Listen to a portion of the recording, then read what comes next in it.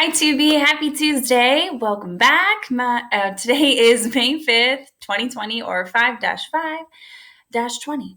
Today's story that we're going to be reading together is titled The Name Jar. And it's a great story about why your name is special and why it is important to you. So it is by Yang Suk Choi. So let's hear about our story.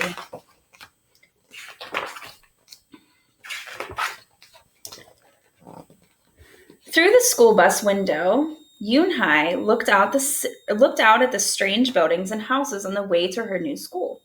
It was her first day, and she was both nervous and excited. She fingered the little block of wood in her pocket and remembered leaving her grandmother at the airport in Korea. Her grandmother had wiped away Yoon-hai's tears and handed her an ink pad and a small red satin pouch. "Your name is inside," she had said. "My name?" Yoon-hai had wondered.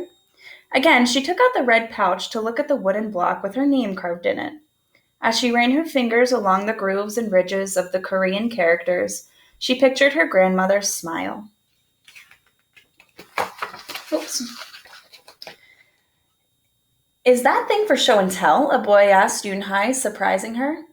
Yoon-hai looked up as more kids leaned over. "No, it's mine," Yoon-hai answered, quickly putting the pouch back in her pocket. "Are you new here? What's your name?" a girl asked. "Yoon-hai," said Yoon-hai. "Une?" the girl asked, scrunching her face. Uni," some kids chanted. "No, Yoon-hai," she spelled. It's Unhei.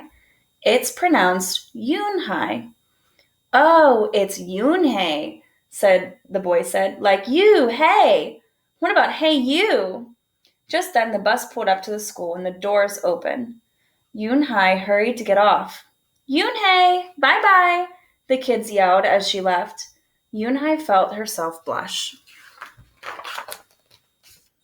Yoon-hai stood in the doorway of her new and noisy classroom. She was relieved that the kids in the bus had gone to other rooms, but her face still felt red. "Aren't you going in?" asked a curly-haired girl with lots of dots on his face. Or curly-haired boy with lots of dots on his face. "You're the new girl, right?" he asked cheerfully. Yoon-hai nodded, and before she could walk away, the boy took her hand and pulled her through the door. "Here's the new girl," he announced so loudly that the teacher, Miss Kokotos, almost dropped his glasses. Mr. Kokotos thanked him and greeted Yoon-hai. "Please welcome our newest student," he said to the class. "She and her family just arrived from Korea last week." Yoon-hai smiled broadly and tried not to show her nervousness. "What's your name?" someone shouted. Yoon-hai pictured the kids on the bus. I haven't picked one yet," she told the class, "but I'll let you know by next week." As Mr. Kokotos showed her to her desk, she felt many round, curious eyes on her. "Why doesn't she have a name?" she heard someone whisper. "Maybe she robbed a bank in Korea and needs a new identity," a boy replied. On the bus home, nobody teased her, but Yoon-hai kept thinking about her name. "How was school, Yoon-hai?" her mother asked when she walked in. "Did you understand the teacher?" Yoon-hai simply nodded. She unpacked her school bag and set the red pouch by a photograph of her grandma.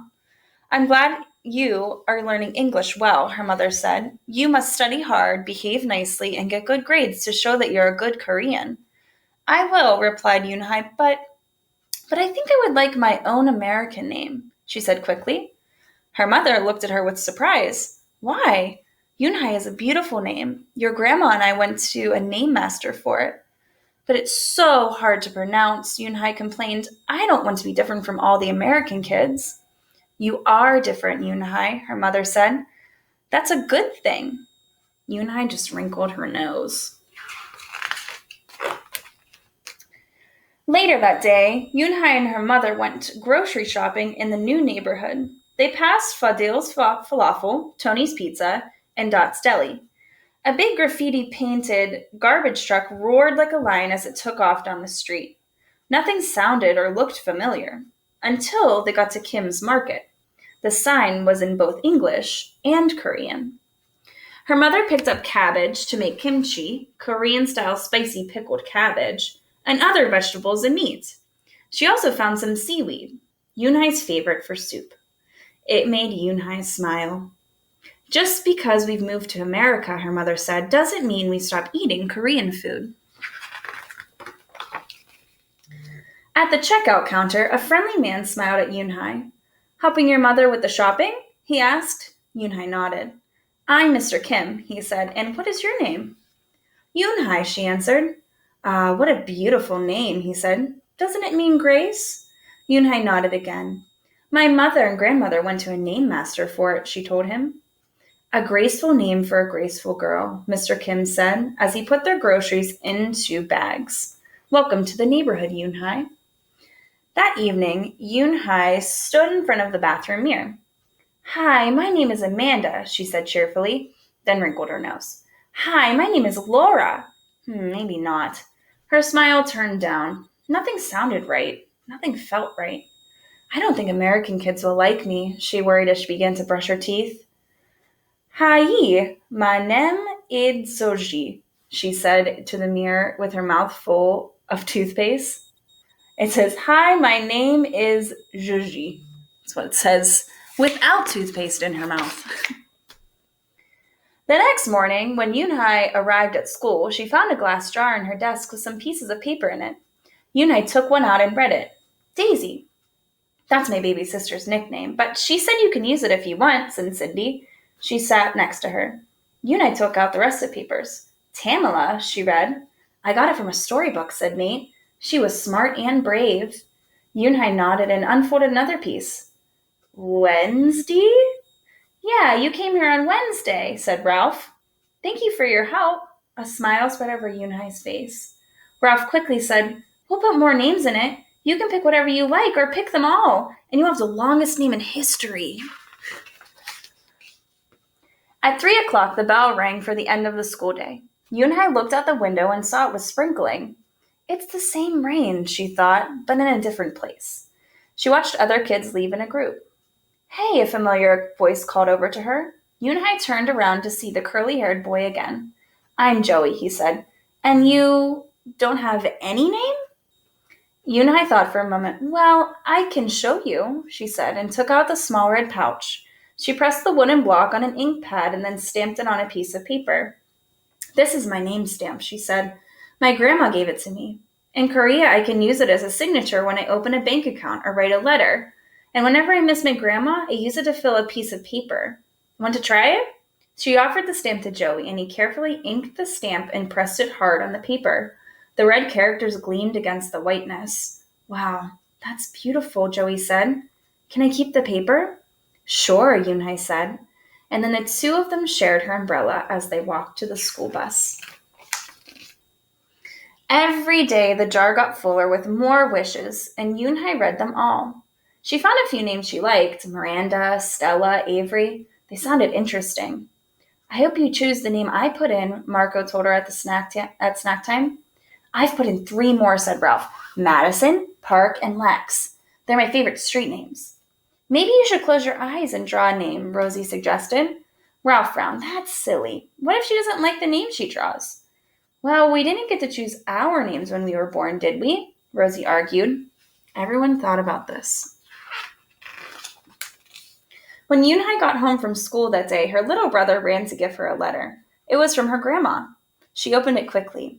It said, To my Yoonhai, I hope you are enjoying your new school and new friends. Be sure to help your mother and little brother. Here, the moon is up, but there, the sun is up. No matter how far apart we are and no matter how different America is from Korea, you'll always be my Yoonhai. Your grandmother forever. Yoonhai took out her wooden stamp and filled a paper with it. She thought for a long time in front of the bathroom mirror. On Saturday, Yoonhai walked to Mr. Kim's store. Mr. Kim was helping a customer, but he looked up and greeted her. Hi, Yoonhai.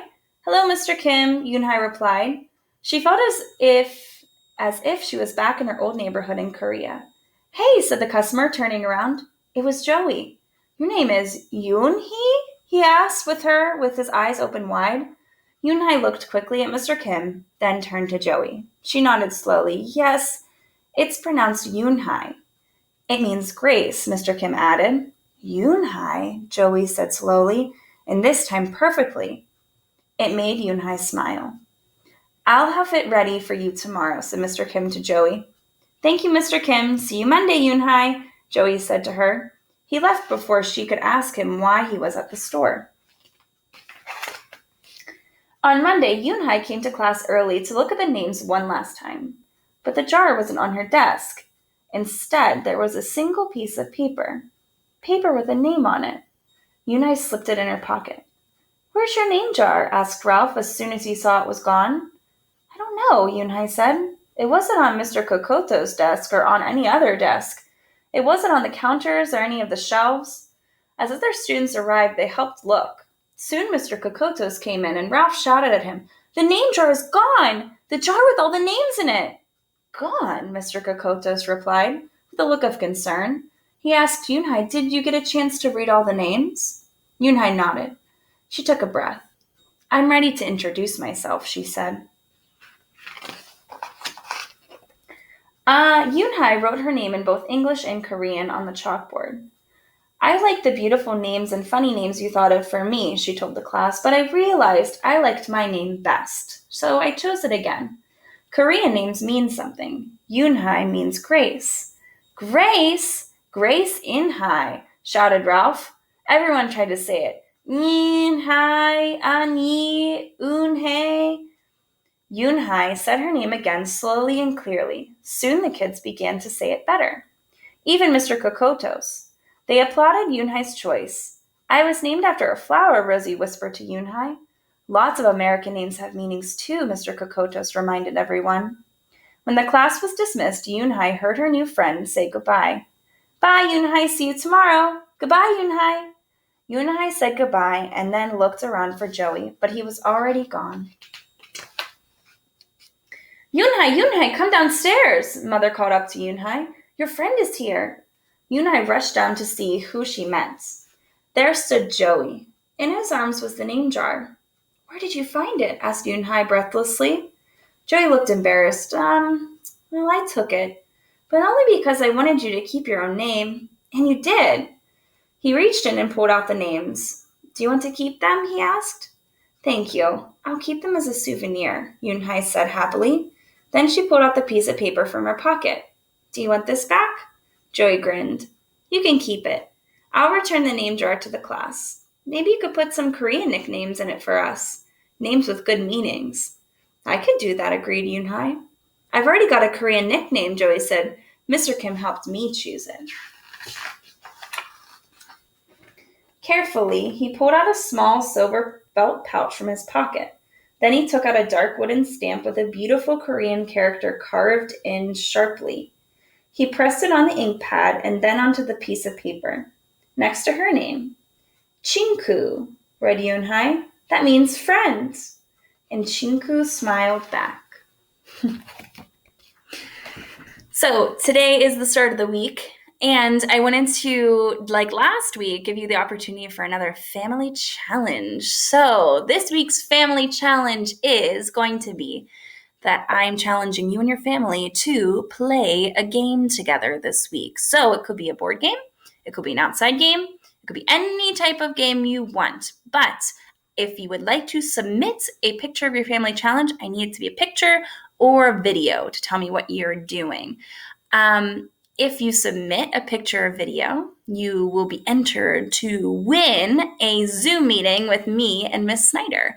So I hope you participate. Remember, you can play any game, board game, card game, inside game, outside game, whatever you would like, but I need a picture or video to show what you did with your family. I hope you have a great week. I'll talk to you tomorrow. See you then.